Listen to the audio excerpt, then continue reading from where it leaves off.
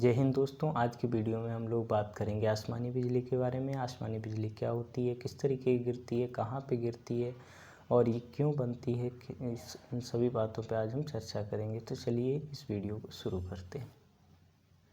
सबसे पहले हम लोग जान लेते हैं कि आसमानी बिजली जो होती है वो किस तरीके से बनती है और किस तरीके से गिरती है। ठीक है, तो हम लोग जानते हैं कि जब हमारा वायुमंडल गर्म होता है तो पानी धीरे धीरे करके बाष्पित होकर के ऊपर जाने लगता है।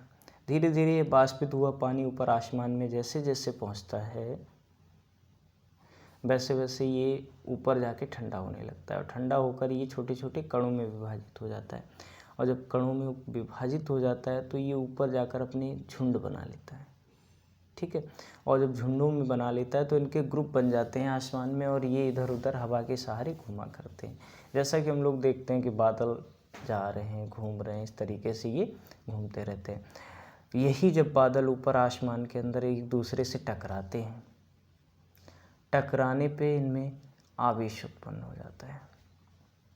जब ये आपस में टकराते हैं तो इनमें आवेश उत्पन्न हो जाता है और आवेश उत्पन्न होने पर ये इनमें जो पॉजिटिव चार्ज होता है वो ऊपर की ओर चला जाता है और निगेटिव चार्ज नीचे की ओर चलने लगता है।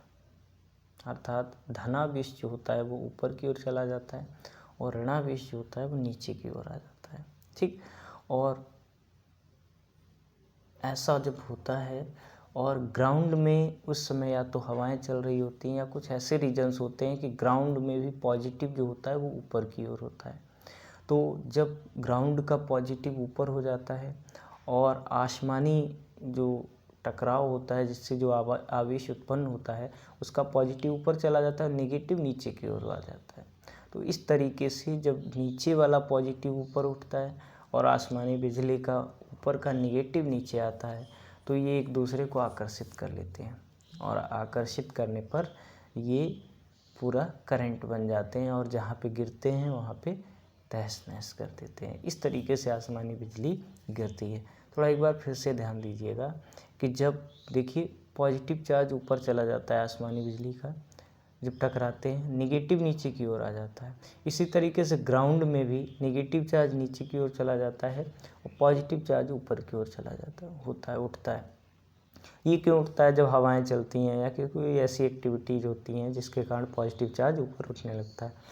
और जब धनावेश इधर हो जाता है, ऊपर ऋणावेश हो जाता है, तो ये एक दूसरे को आकर्षित कर लेते हैं और जहाँ कहीं भी ऐसी स्थिति होती है वहीं पे आसमानी बिजली गिर जाती है।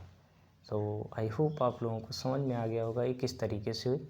अब ये बाकी भी चीज़ें भी क्लियर होंगी आगे, तो इसके बारे में जान लेते क्या होते हैं। जो बिजली का, आसमानी बिजली का अध्ययन किया जाता है उसे हम लोग फल्मिनोलॉजी कहते हैं। जो आसमानी बिजली का अध्ययन के लिए एक शाखा बनाई गई है साइंस की, उसे बोलते हैं फल्मिनोलॉजी। और बहुत ही इंटरेस्टिंग बात यह है कि आप लोगों को पता है कि आप लोगों के घर में वोल्टेज कितना आता है? अपने यहाँ या घर में 220 वोल्ट या 210 या 15 या 20 30 ऐसे आता है वोल्टेज। लेकिन ये जो आसमानी बिजली होती है इसका वोल्टेज 10 करोड़ वोल्ट होता है। I can you guess? 10 crore volt. समझिए कि जहाँ पे गिरेगी वहाँ पे क्या करेगी। 10 करोड़ वोल्ट इसमें इसका वोल्टेज होता है, बट इसकी जो टाइमिंग होती है बहुत कम होती है। अदरवाइज ये इतना ज़्यादा तहस नहस मचा देगा कि हम लोग गेस नहीं कर सकते हैं। इसकी टाइमिंग केवल 0.005 सेकेंड होती है। अर्थात पहले तो 2 जीरो लगाओ, उसके बाद 5 सेकेंड, बहुत नैनो सेकेंड में जाता है। इस वजह से ये दिक्कतें नहीं आती हैं। अदरवाइज ये इतना वोल्टेज तो अगर 1 सेकेंड अगर टिक जाए तो तहस नहस मचा देगा। इसमें जो धारा होती है वो होती है, करंट जो होता है वो 10,000 एम्पियर का होता है। Gas 10,000 ampere. आपके 5 एम्पियर पे आपके सारे विद्युत उपकरण चलते हैं, घर के जितने भी हैं सारे विद्युत उपकरण 5 एम्पियर के करंट पे चलते हैं और 220 वोल्ट पे चलते हैं। और आप गेस करिए कि यहाँ कितना होता है? 10 करोड़ वोल्टेज होता है और 10,000 एम्पियर का करंट होता है, विद्युत धारा होती है। तो सोचिए कितना तहस नहस मचाएंगे। समझ में आ रहा है? लेकिन इसका रीज़न केवल एक ही है, जिससे कम तबाही होती है उसका टाइमिंग बहुत कम होती है, बहुत ही रेयर टाइम के लिए ये होता है। उसके बाद टेम्परेचर देखिए 27,000 डिग्री सेंटीग्रेड होता है इसका। जब आसमानी बिजली गिरती है तो इसका टेम्परेचर 27,000 डिग्री सेंटीग्रेड। आप गेस कर सकते हो सूर्य का जो टेम्परेचर होता है वो 6,000 डिग्री सेंटीग्रेड होता है। अब बताइए 27,000 डिग्री सेंटीग्रेड टेम्परेचर और 6,000 डिग्री सेंटीग्रेड टेम्परेचर जो सूर्य है उसकी सतह का है। तो इस तरीके से आसमानी बिजली में के जो पैरामीटर्स हैं बहुत ही हाई होते हैं, लेकिन इसके लिए कहते नहीं, पर कोई भी प्रॉब्लम होती है इसका कोई न कोई सॉल्यूशन होता है। तो इस तरीके से जो आपका टाइमिंग है इसका टाइम बहुत कम होता है, जिसके कारण ये ज़्यादा इफ़ेक्टिव नहीं हो पाती है। 0.005 सेकेंड तक के लिए ये केवल वैलिड होती है, इतनी देर में ये सारा काम कर देती है। इसके बावजूद भी आप लोग देखते रहते होंगे कि इतने कम टाइम में भी बहुत सारे लोग मरते रहते हैं आसमानी बिजली से। ओके, ठीक है। चलिए, ये आसमानी बिजली देखो 3 तरीके से बनती है। नंबर 1 आप देख लेते हैं, इसको बोलते हैं 3 तरीके की होती है। Number 1 intra cloud, number 2 cloud to cloud, number 3 cloud to ground. Intra cloud क्या होती है? जब बादल आपस में ही जैसे एक बादल है, पूरा बादलों का एक झुंड है, उसी में आपस में खुद में ही टकराव होता है। जब ये खुद में टकराव होता है तो उसे इंट्रा क्लाउड कहते हैं। इंट्रा क्लाउड का कोई हमारे ऊपर इफ़ेक्ट नहीं होता है, ये ऊपर ही उत्पन्न होती है, ऊपर ही ख़त्म हो जाती है, तो इससे हमें कोई इफ़ेक्ट नहीं पड़ता है। ऐसे जो बिजली उत्पन्न होती है उसे इंट्रा क्लाउड बिजली कहते हैं। उसके बाद में दूसरी आती है क्लाउड टू क्लाउड। जब क्लाउड से क्लाउड टकराते हैं तो वो एक दूसरे का पॉजिटिव नेगेटिव एक दूसरे में चला जाता है, तो इसका भी हमें कोई इफ़ेक्ट नहीं पड़ता है। उसके बाद में थर्ड आ जाती क्लाउड टू ग्राउंड। ये आसमानी बिजली इसी वो हम लोग समझते हैं जो हमारे ज़मीन पर आती है।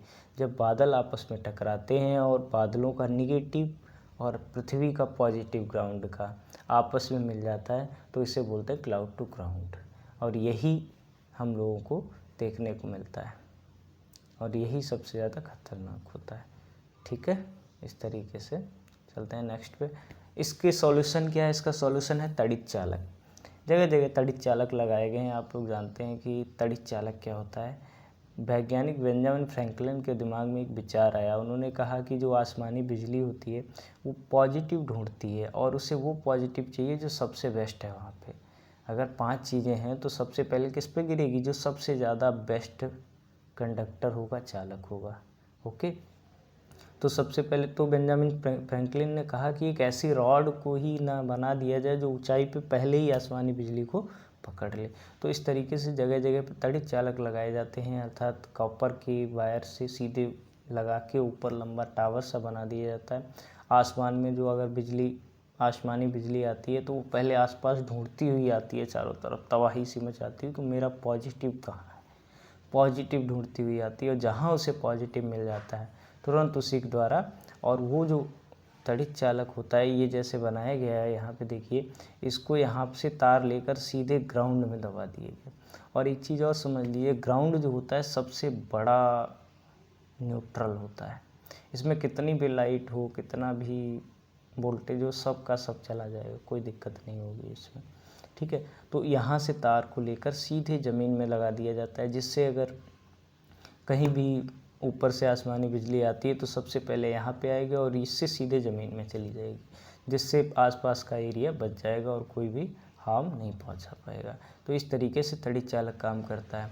इस तरीके से जगह जगह पे तड़ित चालक लगाए जाते हैं। आपके जो खंभे होते हैं बिजली वाले, उनके साइड में भी एक लंबा सा लगाया जाता है दूरी पे तिरछा करके, जो कि अगर आसमानी बिजली या कुछ भी गिरती है तो उसको ग्राउंड कर देता है। ठीक, इस तरीके से ये सारी चीज़ें होती हैं। तो ये हो गया आपका तड़ित चालक। उसके बाद में आप लोगों ने एक गेस किया कभी कि जो आसमान में हवाई जहाज उड़ते हैं, क्या इन पे बिजली कभी गिरी है या गिरती है तो क्या होगा?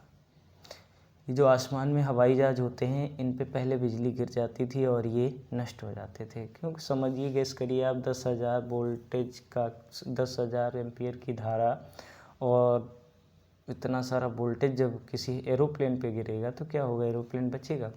नहीं बचते थे। लेकिन अब इस तरीके से एरोप्लेन्स को डिज़ाइन किया जाता है, क्योंकि एल्युमिनियम थेरेमिलीन से इनको बनाया जाता है। और इन लाइट की एक कैरेक्टरिस्टिक होती है कि ये इसकी सतह पे वर्क करती है, ठीक है। तो इसको इस तरीके से बनाया गया है एरोप्लेन को कि ये जो भी लाइट अगर बिजली गिरती है, और अक्सर गिरती ही रहती है, जो हवाई जहाज होते हैं वो इनके चारों तरफ सतह पर रहकर ख़त्म हो जाती है, और इसमें बैठे यात्रियों को कोई हार्म नहीं होता है। इस तरीके से किसी भी प्रकार की कोई समस्या नहीं होती है, और इस तरीके से बिजली से हमारे हवाई जहाज जो हैं वो बच जाते हैं, ठीक। हमने देखा है बहुत सारी, हर साल बहुत सारी आकाशीय बिजली की घटनाएं होती रहती हैं। जैसे 2014 में 2582 लोग मरे थे आकाशीय बिजली से। 2015 में 2641 लोग आकाशीय बिजली से मरे थे। 2016 में 3315, 2017 में 2885, 2018 में 2357। इस तरीके से हर वर्ष आंकड़े ये घटते बढ़ते रहते हैं, और आकाशीय बिजली से लोग मरते रहते हैं। ये मैंने पीछे सारा कुछ क्लियर ही कर दिया है आकाशीय बिजली से।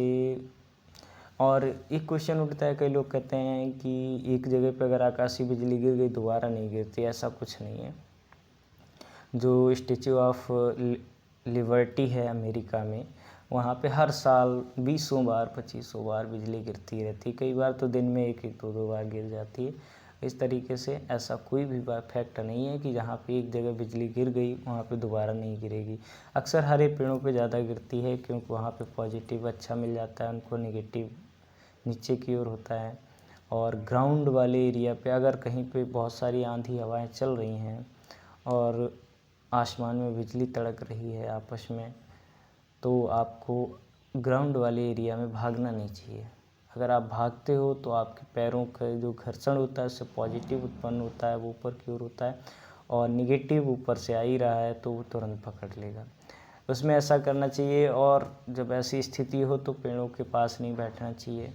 ऐसा नहीं कि आप पेड़ के नीचे बैठ जाएं तो आप ज़्यादा खतरे में होंगे। और इस तरीके से ग्राउंड में अगर आप हैं तो वहाँ से क्या करिए, आप चुपचाप एक जगह बैठ जाइए, दौड़िए नहीं। और आप अगर ग्रुप में कई लोग हैं तो कोशिश करिए कि आप सारे लोग दूर दूर बैठें। एक जगह बैठने से आप लोग सारे लोग खतरे में आ जाएंगे, क्योंकि पॉजिटिव बढ़ जाएगा, पॉजिटिव ज़्यादा होगा जहाँ पे, वहाँ से एकदम निगेटिव तुरंत खींच लेगा और आपको करंट मार देगा, ठीक है। इस तरीके से ये चीज़ें हैं। हाँ, आपकी कार, जैसे अगर आप कहीं भी हैं ऐसी स्थिति में तो आप कार में बैठ सकते हैं, कार आपकी बिल्कुल सेफ़ है। वहाँ पे अगर लाइट बिजली गिरती है तो कोई प्रॉब्लम होने वाली नहीं है।